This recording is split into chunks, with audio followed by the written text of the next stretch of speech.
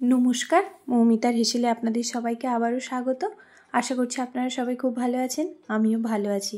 আজকে বানিয়েছি দেখুন steam momo, steam chicken momo.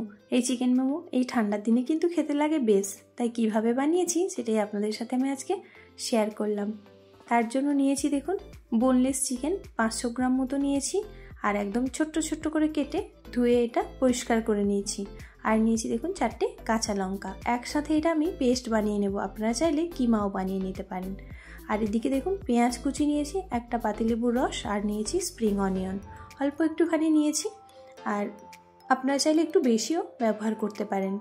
এদিকে প্রথমেই দেখুন একটা মিক্সিং জার নিয়েছি, তার মধ্যেই কাঁচা লঙ্কা 4টে আর চিকেনটা পুরোপুরি দিয়ে একটা আমি পেস্ট বানিয়ে নেব। আর আপনারা চাইলে কিন্তু ছোটো ছোটো করে কিমাও বানিয়ে নিতে পারেন। আর আমার এই রেসিপিগুলো যদি আপনাদের ভালো লাগে তাহলে কিন্তু অবশ্যই একটা লাইক কমেন্ট শেয়ার করে দেবেন। এইভাবে আমি প্রথমে চিকেনটাকে আমি পেস্ট বানিয়ে নিচ্ছি। দেখুন এবার একটা পাত্র নিয়েছি, এর মধ্যেই আমি দিয়ে দিচ্ছি পেস্ট করা চিকেনটা। এই চিকেনটা দিয়ে এর মধ্যেই সব কিছু আমি প্রথমে মেখে নেব। এবার এই বাটির মধ্যেই দেখুন দিয়ে দিচ্ছি কুচিয়ে রাখা পেঁয়াজগুলো, একদমই ছোট ছোট করে কুচি নিয়েছিলাম, আর দিয়ে দিচ্ছি স্প্রিং অনিয়ন, আর দেব এর মধ্যে আজিনামোটো। আজিনামোটোটা এই কারণেই দিতে হবে, টেস্টি হয়, প্লাস যেহেতু এটা একটু চাইনিজ রেসিপি তাই আজিনামোটোটা দিলে কিন্তু টেস্টটা বেশ ভালোই হয়। আর দিলাম স্বাদ অনুযায়ী লবণ, আর দিলাম দেখুন পাতিলেবুর রস। পাতিলেবুর রসটা দেওয়ার কারণে কিন্তু চিকেনটা হবে খুবই জুসি। আর দিলাম বাটার, আপনারা চাইলে সাদা তেলও ব্যবহার করতে পারেন। আর দিয়ে দিলাম কাঁচা লঙ্কা আর রসুনের পেস্ট। আমি এখানে আদা ব্যবহার করছি না, আপনারা চাইলে কিন্তু আদারও ব্যবহার করতে পারেন। দিয়ে বেশ ভালো করে এটা মেখে নিতে হবে হাত দিয়ে, সব কিছু যেন একসঙ্গে বেশ ভালো করে মিশে যায় সেই পর্যন্ত। আর ঝালটা যেরকম খাবেন সেই পরিমাণেই কিন্তু কাঁচা লঙ্কাটা ব্যবহার করবেন, আমি কিন্তু গোলমরিচের ব্যবহার করিনি। দেখুন এটা পুরোপুরি আমার মাখা হয়ে গেছে, এটা আমি এবার সাইডে রেখে দিচ্ছি। তারপরে যেটা করব, প্রথমেই আমি ময়দা মেখে নেব। দেখুন 400 গ্রাম মতো ময়দা নিয়েছি, তার মধ্যে দিয়ে দিলাম লবণ অল্প একটু, আর দিলাম অল্প একটু বেকিং সোডা, 1 চিমটি পরিমাণ দিয়েছি। দিয়ে এরকম শুকনো ময়ান দিয়ে নেব।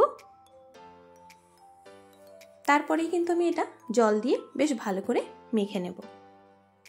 এখানে উষুম গরম জল ব্যবহার করেছি আমি, আপনারা চাইলে কিন্তু ঠান্ডা জল ব্যবহার করতে পারেন, সেক্ষেত্রে কিন্তু ময়দার ডোটা একেবারেই সফট হবে না। একটু উষুম গরম জল দিয়ে মাখবেন, তাহলে কিন্তু খুব সুন্দর হবে, নরমও হবে, প্লাস মোমোগুলোও হবে খুব সফট।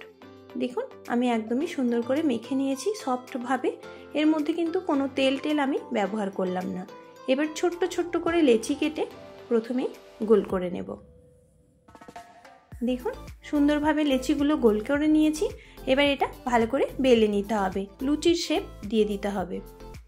আর যখন বেলবেন এটা কিন্তু একেবারেই পাতলা করে বেলতে হবে, যেন খুব পাতলা হয়। আর যতটা পাতলা করবেন মোমোটাও কিন্তু বেশ সুন্দর হবে।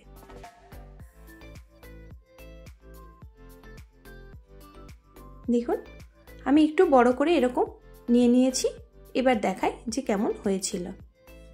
দেখুন ধারটা কিন্তু একেবারেই মোটা নেই, এরকম পাতলা করেই বেলে নিতে হবে। এবার পুর ভরতে হবে, আর আপনারা যেরকম পারবেন সেরকম শেপ দিতে পারেন, কোনো সমস্যা হবে না। আমি যেরকম পেরেছি সেরকমভাবেই দিয়েছি, আপনারা যেরকমভাবে সুবিধা হবে আপনাদের কাছে মোমোর শেপ দেওয়ার সেরকমভাবেই কিন্তু দিয়ে নেবেন। আমার এইটা একটু সুবিধা মনে হয়েছে তাই আমি এইভাবেই মোমোগুলো মুড়ে নিয়েছি। আর আমার চ্যানেলে যারা নতুন বন্ধু তাদের বলবো অবশ্যই চ্যানেলটাকে সাবস্ক্রাইব করে পাশে থাকা বেল বাটনটা প্রেস করে পাশে থাকতে, আর যদি ভালো লাগে তাহলে একটা লাইক কমেন্ট করে শেয়ার করে দিতে। দেখুন সুন্দরভাবে মোমোগুলো কিন্তু আমি মুড়ে নিলাম, আপনারা যেরকম চাইবেন সেরকমভাবে মুড়ে নিতে পারেন।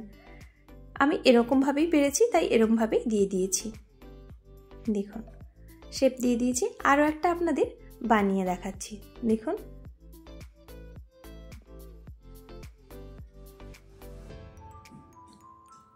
এইরকমভাবেই সব মোমোগুলো কিন্তু সুন্দর করে তৈরি করে নিতে হবে।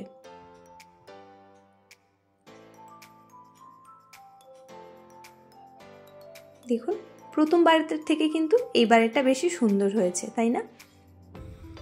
দেখুন একেবারেই কিন্তু আমার মোমোর শেপ দেওয়া রেডি। এইভাবেই আমি সব মোমোগুলো বানিয়ে নেব। দেখুন সব মোমোগুলো আমার সুন্দরভাবে বানানো হয়ে গেছে। এটা আমি এবার সরিয়ে রাখছি। এদিকে দেখুন একটা এরকমভাবেই আমরা যেগুলোতে পিঠে বানাই সেই ছাঁদা থালাটা নিয়ে নিয়েছি। ফুটো করা যে থালাটা ওটাই নিয়ে নিয়েছি। ওর মধ্যেই দিয়ে দিচ্ছি বাটার। আপনারা চাইলে এখানে সাদা তেলও ব্যবহার করতে পারেন, আর আমার কাছে বাটারটা হাতের কাছে ছিল তাই আমি এটাই ব্যবহার করে দিলাম।